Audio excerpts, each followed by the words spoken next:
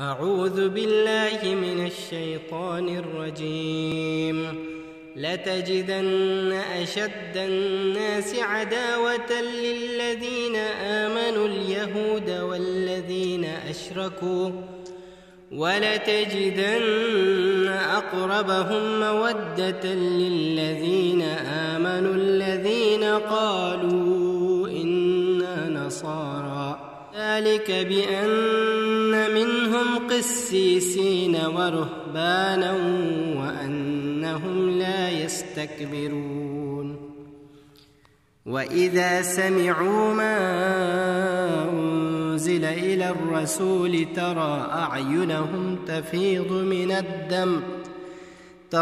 من الدمع مما عرفوا من الحق، يقولون ربنا آمنا فاكتبنا مع الشاهدين.